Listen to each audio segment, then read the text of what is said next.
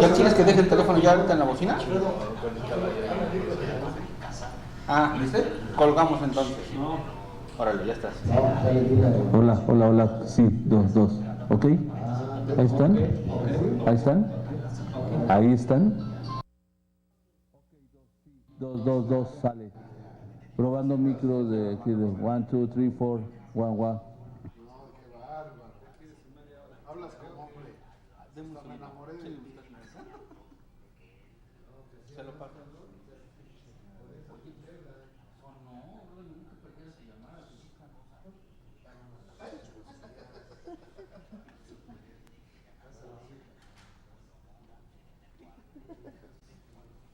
Hola. Hola, ¿qué?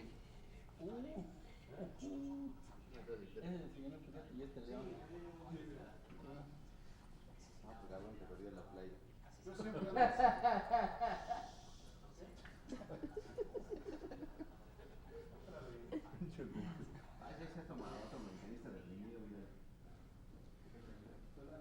Pues ya ayer te cuarteaste, mejor quédate callado. ¿Por qué? A ver, no, o sea, Primero dijo que sí. sí, pero no, o sea, por eso salen bien bonitos y pintados, ¿no? No le quieren perder nada, ¿no? Porque está en una reunión que yo nomás digo, si dijiste que sí, debes sostener tu palabra. Armando, no está hablando. Ese es el primero. Armando, ¿qué pasa? No le van a legendar. 500 al que pase. Entonces me dice, órale, va. Y ya estamos en el... No, pero América tiene ventaja, porque si empatan, pasa el América. Ese era su argumento. Entonces, estaban acá en calientes Armando e Israel y metió su cuchara al señor, cosa que nunca hace. Entonces, Israel dice, bueno, ¿te van a apostar? Bueno, te he puesto 500. Y dice Israel, va, al que pase. Entonces te acepta. Y cuando Armando empieza a argumentar, no, pero que tiene ventaja. Entonces ya no te apuesto a nada. no, qué puñazo. A ver. Por lo que me cuentan, A ver, si tienen tanta pinche fe en su equipucho feo, ¿por qué no le van a partido por partido? ¿Qué tienen que perder? Supuestamente es mejor que los tumban, ¿no? Y los van a eliminar. Entonces apuesten partido por partido. Oye, estamos argumentando que la nena se cuarteó con Israel. ¿Se cuarteó o no se cuarteó? O sea, la pregunta es, ¿se cuarteó o no se cuarteó? Pues cualquiera se cuartea con esas pinches chingaderas que hacen. Pero ya has dicho que sí. El que pase.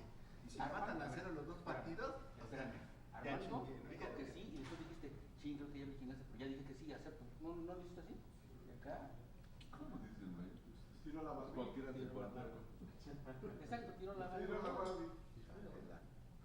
Tiro la Barbie. mira, ya les dije que si están tan seguros de que su equipucho va a ganar, apuesten partido por partido.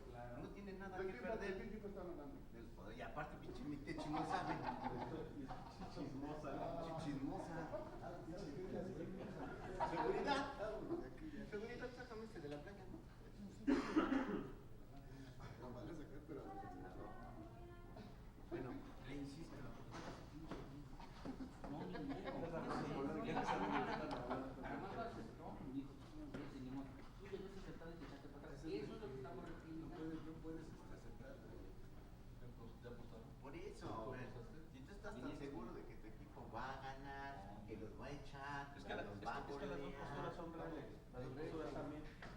Checa, 500 por partido. 500 pesos por partido. Órale, está por partido. ¿Sale? Yo sí es por eso, pero 500 por partido. ¿Sale?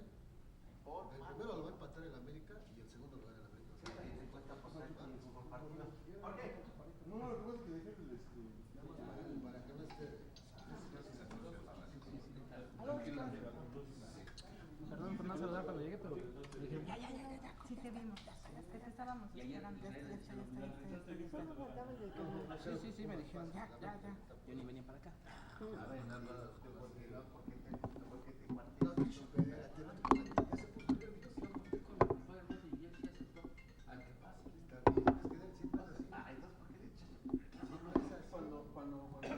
cuando llegó, yo estaba haciendo algo y empezó a vociferar. Me digo, pues apuéstale, gáname ya y no apuesta. Y dice, ahora levanta apuesta. Nada más para centrarlo. No me quedo con el nombre.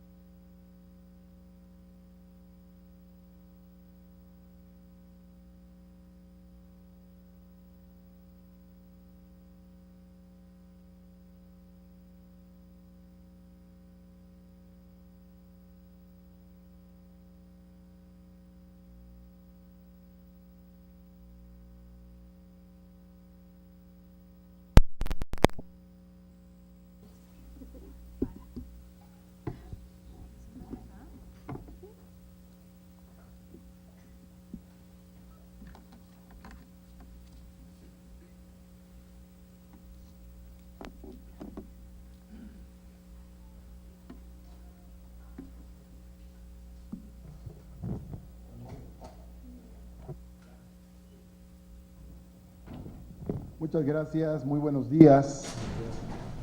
Nos está visitando el día de hoy en el Senado el subsecretario de Gobierno de la Secretaría de Gobernación, Zoé Robledo, viene acompañado de Valentín Martínez, jefe de enlace legislativo de la Secretaría de Gobernación. Lo recibimos hoy porque traen la iniciativa de reformas a los artículos 108 y 111 de la Constitución Política de los Estados Unidos Mexicanos que envía el presidente de la República, licenciado Andrés Manuel López Obrador. Es la iniciativa que anunció el día de su toma de posesión y está llegando el día de hoy, por lo que hoy se incorporará al orden del día y se turnará a las comisiones correspondientes. Vamos a escuchar al licenciado Zoé Robledo. Adelante. Muchas gracias, senador presidente Martí Batres Guadarrama. Pues por instrucciones de la secretaria de Gobernación, ministra Olga Sánchez Cordero, nos encontramos el día de hoy el maestro Valentín y su servidor para traer tanto el oficio, el número 100-001 de la Secretaría de Gobernación firmado por la ministra, en donde por instrucciones del presidente de la República y en ejercicio de su facultad que le confiere el artículo 71 de la Constitución, se presenta esta iniciativa con proyecto de decreto para reformar los artículos 108 y 111 de la Constitución Política de los Estados Unidos Mexicanos, y a su vez la iniciativa firmada por el presidente de la República, licenciado Andrés Manuel López Obrador. Si me permite, me gustaría hacer la entrega formal del documento.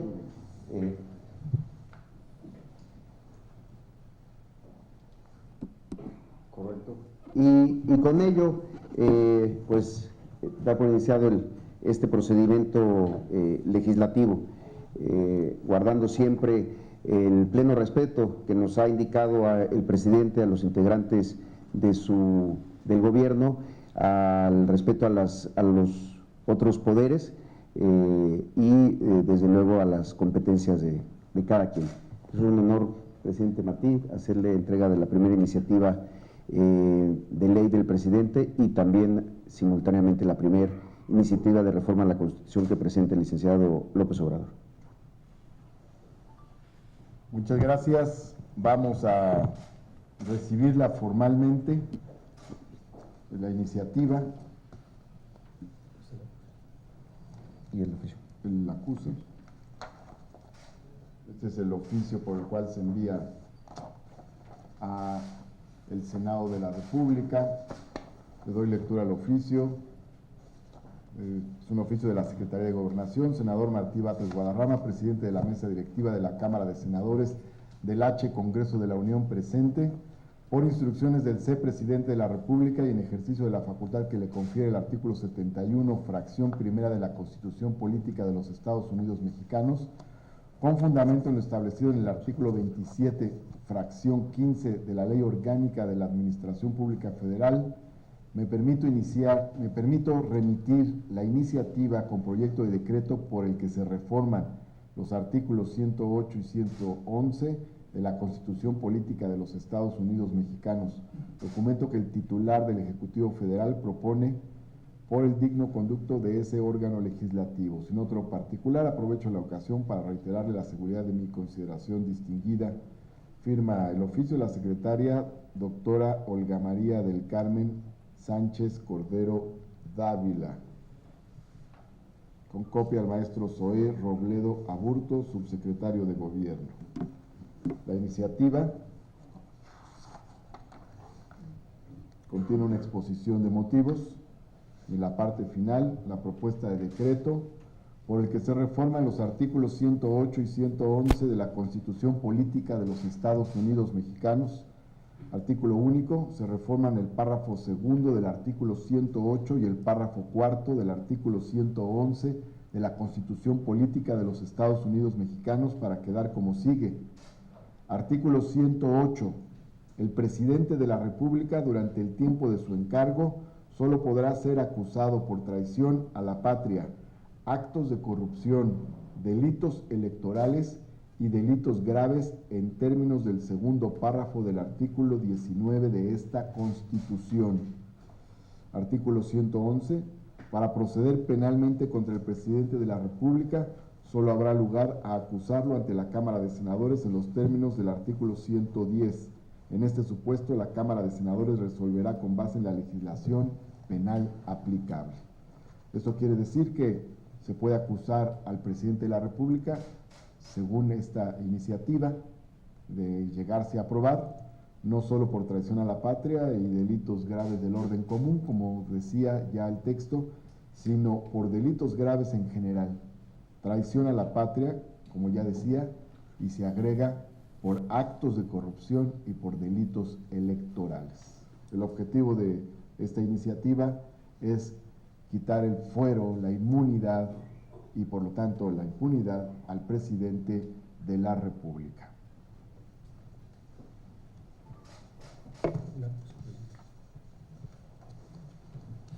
La de acuse. Ese es nuestro.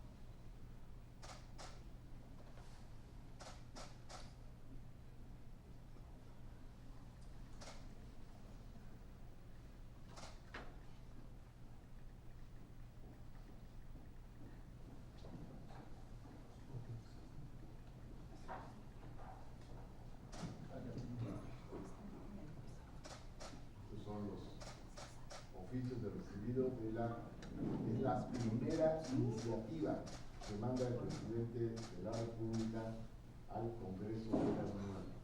La envía al Senado de la República y la materia tiene que ver con eliminar privilegios, fuero, impunidad y protección al presidente de la República. Muchas gracias, presidente.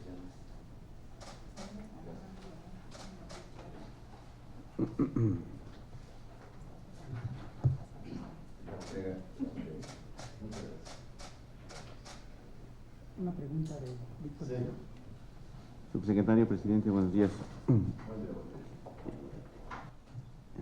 Precisando, esta iniciativa solamente es retirarle el fuero al presidente, no tiene nada que ver con la inmunidad que tienen legisladores y otros personajes que son funcionarios públicos de la Administración Pública Federal. ¿Es así? ¿Solamente es para el presidente de la República? Así es, solamente es para el presidente de la República.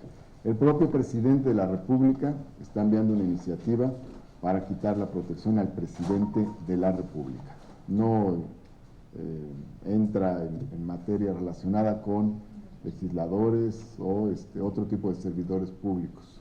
¿Está en concordancia con esta iniciativa que pretende presentar el coordinador de su bancada, Ricardo Monreal, o son distintas, corren en vías paralelas, en caminos diferentes, en cuerdas separadas? Pues me imagino que es armónica con la que presenten otros legisladores, con la que presenten legisladores. Es más amplio el tema de eliminar fueros y privilegios. Abarca a otros órganos del Estado también. En este caso es el propio presidente el que está diciéndonos: quítenme la protección, quítenme el fuero. ¿Me permite, presidente, comentar, Víctor, la iniciativa, como lo anunció en la toma de posesión el presidente López Obrador, tiene que ver con solamente la figura del presidente? Es una de las causas y de las promesas que hizo, no solo en esta campaña, desde hace mucho tiempo, eliminar esta patente de impunidad que se había convertido el tema del fuero, algo que además pone mucha distancia entre los gobernantes y los gobernados. Esta idea de que se es distinto, se es diferente y se tiene una suerte de permiso para cometer delitos particularmente vinculados con los temas de la corrupción. Por eso él lo está haciendo específicamente para la figura presidencial. Su planteamiento es que tanto para los gobernadores como los legisladores y otros funcionarios, sobre todo aquellos que tienen facultades legislativas, pues tendrían que entrar en una reflexión de hacerlo o no para sus propias figuras. Esta es del presidente quitándole el fuero al presidente. Y resalta el tema de la lucha contra la corrupción, y esta iniciativa es armónica y es coherente con otros temas que se han discutido ya aquí en el Senado y en el Congreso. Una de las reformas que se aprobó aquí en el Senado tiene que ver con la materia de extinción de dominio, en la cual se agrega el tema de corrupción para que puedan recuperarse bienes productos de la corrupción. También, por otro lado, está pendiente la discusión de un dictamen ya aprobado en comisiones, en el que se plantea que los delitos de corrupción sean delitos graves. Y esta iniciativa plantea que el presidente pueda ser juzgado por delitos de corrupción. Es decir, se trata de un conjunto de reformas legislativas que son coherentes entre sí y están encaminadas a la lucha contra la corrupción. Una segunda pregunta al subsecretario Robledo. Esta comisión de Ayotzinapa, permítame planteárselo así, no es una falsa esperanza para los padres de los 43. Realmente, bueno, no tiene características vinculatorias, simplemente va a entregar un informe, según tengo entendido que así está constituida, y no va más allá de hacer señalamientos sobre responsabilidades penales, civiles o administrativas. Realmente una comisión así, sin dientes, ayudará a encontrar la verdad que están buscando estos padres de estos estudiantes desaparecidos hace 4 años. Mira, yo creo que valdría la pena revisar primero la figura en la que está la Comisión de la Verdad para el caso de Ayotzinapa. Es la primera en la que se está utilizando un diseño distinto. Se hizo una reforma al artículo 21 de la Ley Orgánica de la Administración Pública Federal que tiene que ver con las facultades del presidente de la República para crear comisiones. Las clásicas y muy conocidas comisiones intersecretariales, por ejemplo, las comisiones consultivas. En este caso llevan el título de comisiones presidenciales. Ha habido otros momentos de la historia de nuestro país que ante desafíos no del gobierno, sino del Estado mexicano, como lo fue la desaparición de los 43 estudiantes de la Normal Rural Isidro Burgos, tienen que ser vistas como eso, como un reto. Vamos a esperar a Mayent, como un reto del Estado, no del gobierno. ¿Por qué le digo esto? Porque el diseño de la comisión presidencial permite que el presidente, a la hora de convocar, no se limite solamente a funcionarios del gobierno federal o de los órganos desconcentrados. En la comisión lo mismo puede y podrá convocar a jueces, legisladores, a los propios padres de familia, a órganos internacionales como el comité del GIEI, que vino a investigar solamente para ser criticado por la pasada administración. Lo digo porque es la forma más integral e integradora de asumir un asunto de esta naturaleza. Cuando alguien es convocado a esta comisión presidencial, no pierde las facultades que tiene de su cargo. Es decir, si es convocado un juez de distrito, es convocado con las facultades que tiene ese juez de distrito, o un fiscal con las facultades de investigación que puede tener un fiscal. Entonces, es una forma más amplia de afrontar retos y desafíos del Estado mexicano, efectivamente y como debe de ser, convocados por el presidente de la República.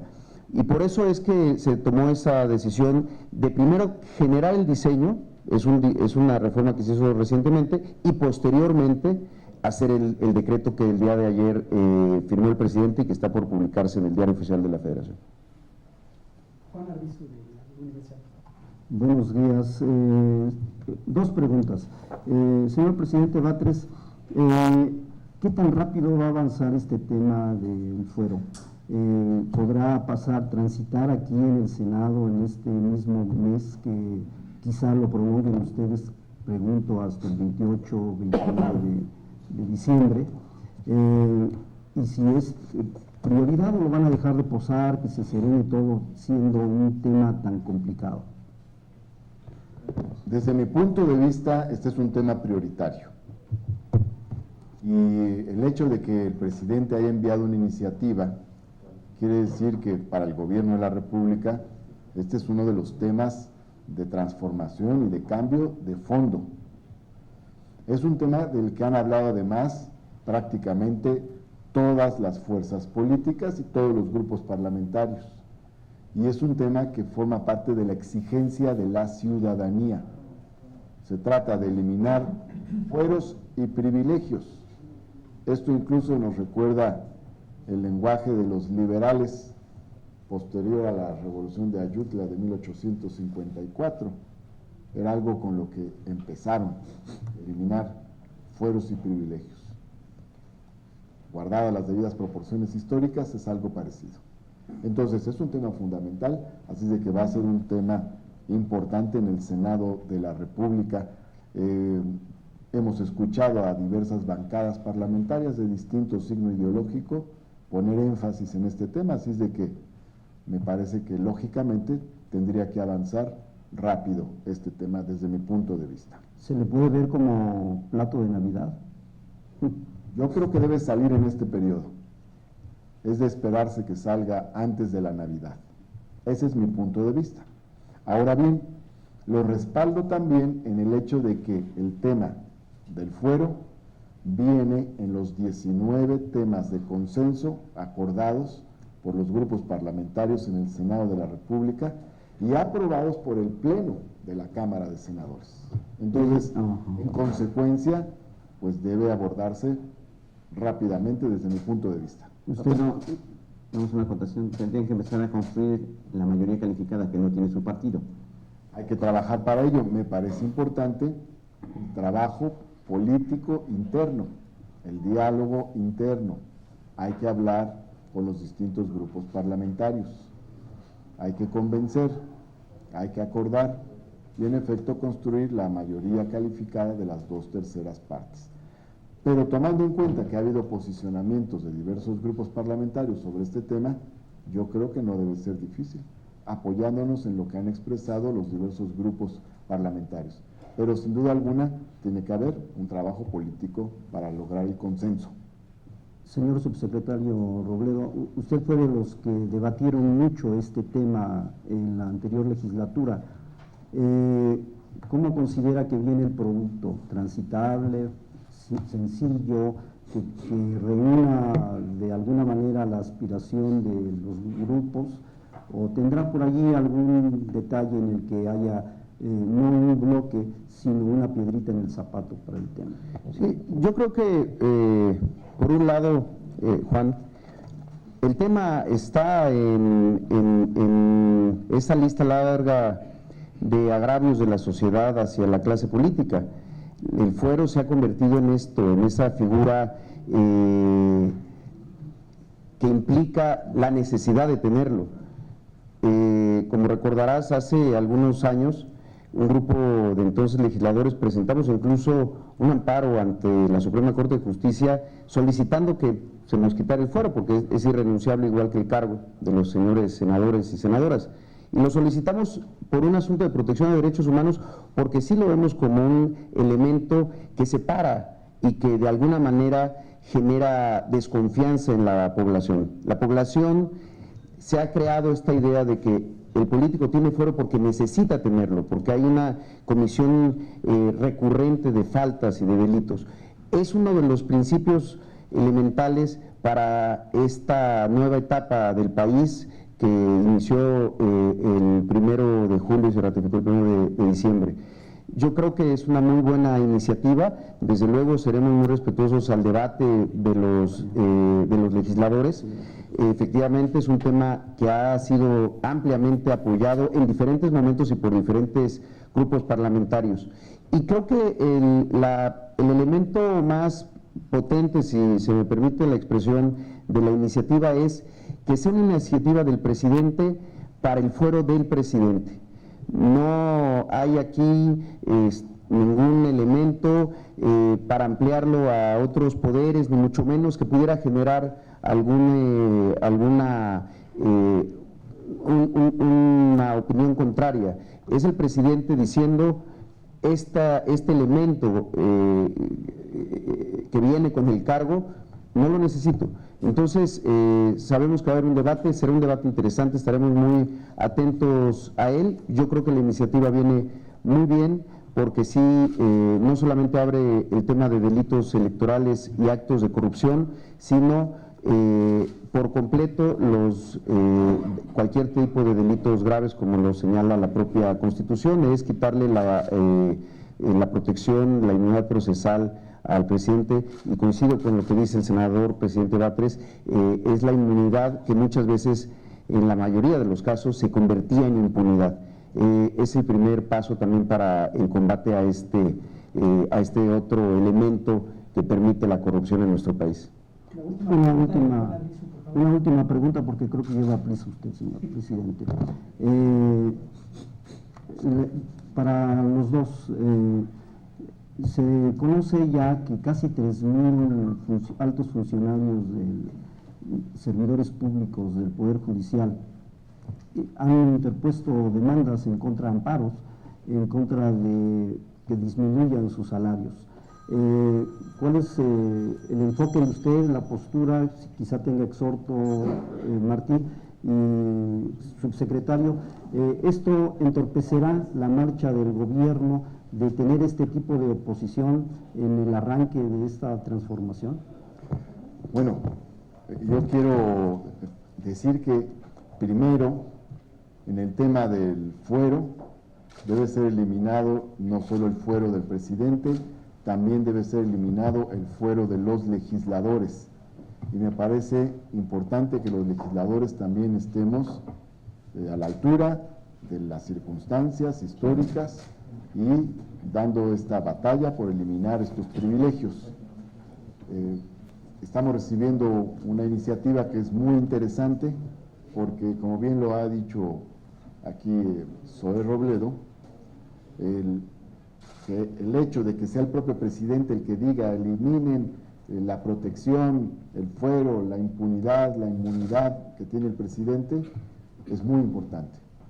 Ahora bien, los legisladores también tienen que trabajar para eliminar el fuero que hoy protege a los propios legisladores. Primera cuestión. Luego, segunda, entrando a este tema, se aprobó la Ley Federal de Remuneraciones de los Servidores Públicos. Se aprobó ahora en la Cámara de Diputados el 13 de septiembre pasado, si no me equivoco. Pero es un dictamen, eso que aprobaron era una minuta que el Senado les mandó hace 7 años. Eso quiere decir que es una minuta que tenía ya mucho tiempo congelada. Se mandó hace 7 años, pero es un debate anterior. De hecho, en el gobierno de la Ciudad de México, en el periodo 2000-2006, se dio un proceso de disminución y contención de los altos salarios, de los altos mandos del gobierno de la ciudad. Entonces, el debate siguió. No podemos decir que es algo nuevo, es un debate que lleva por lo menos lo que va de este siglo. Se cristalizó en esta figura de la ley del salario máximo, como se le conoce coloquialmente a la Ley Federal de Remuneraciones de los Servidores Públicos. No es un debate nuevo, es un debate que tiene raíces, tiene años, y por otro lado también es un debate que tiene que ver con este tema que estamos tocando, que es la eliminación de privilegios de los altos funcionarios. ¿Que va a ser difícil? Seguramente. Hay una inercia de privilegios que tiene muchísimos años y se profundizó en los últimos 18 años, ciertamente. Pero se tienen que dar pasos. Así de que considero de la mayor importancia que se haya aprobado la Ley Federal de Remuneraciones de los Servidores Públicos. Si alguien acude ante los órganos judiciales, bueno, pues es un recurso que tiene, lo puede ejercer. De todas maneras, tenemos que seguir caminando en la idea de que haya equidad salarial, justicia salarial, que significa generar las condiciones para que la distancia entre el salario más bajo y el salario más alto no sea de 100 a 1, como llega a ocurrir. Es decir, en los países más desarrollados dicha distancia es como de 7 a 1. Aquí es una distancia enorme. Entonces, la idea es acortar esa distancia de tal forma que se mejore el salario en general, y no solo el salario de un pequeño grupo de altos funcionarios. Por lo demás, si algunos recurrieron a los órganos jurisdiccionales, pues están en su derecho. Ya los órganos jurisdiccionales resolverán, vamos a estar atentos a ver qué resuelven, y para también ver en el terreno legislativo qué es lo que tendremos que hacer para seguir avanzando en el terreno de la justicia salarial. Sí. Muchas gracias. De estos 2.835 amparos de los que se tiene conocimiento por parte de funcionarios del Poder Judicial, yo lo primero que diría es, están en su derecho, la ley les presenta esa oportunidad de ampararse.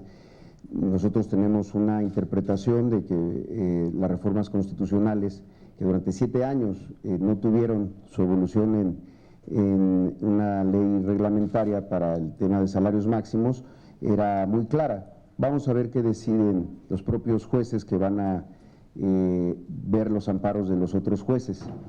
Lo que sí diría es que el Poder Judicial es enorme, debe tener cerca de 85,000 funcionarios en todo el país, son 2.835 y ni siquiera son, el total son 512 demandas, por lo que entendemos, de estos 2.835 quejosos, de un conjunto mucho más amplio que no está yendo por esa vía.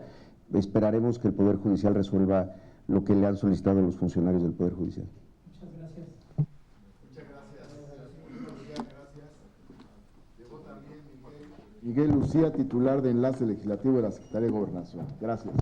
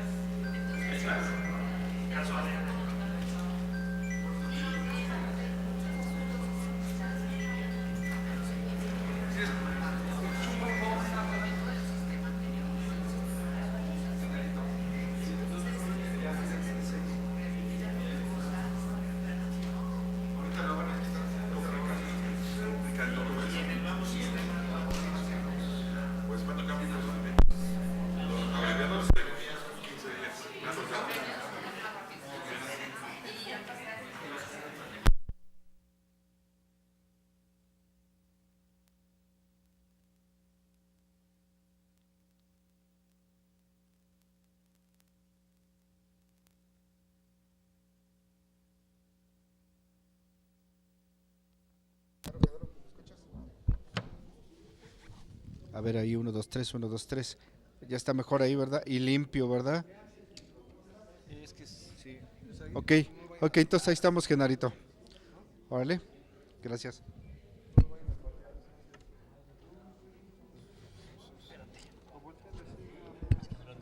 Ah, 8 nada más para allá.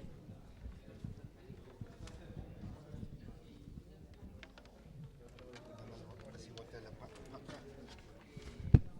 que no se vicien los micros. Ahí estamos. Gracias, Chocho. Gracias, hermano.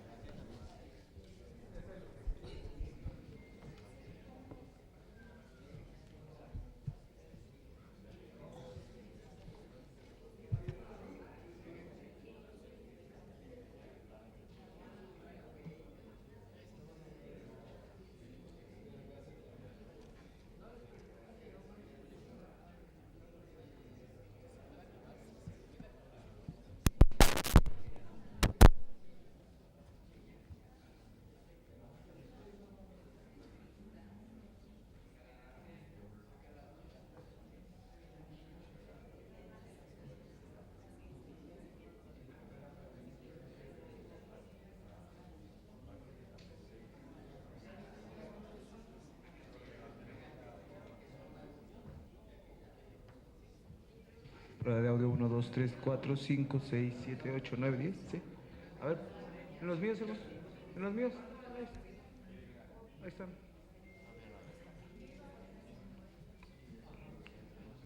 Prueba de audio 1, 2, 3, 4, 5, 6, 7.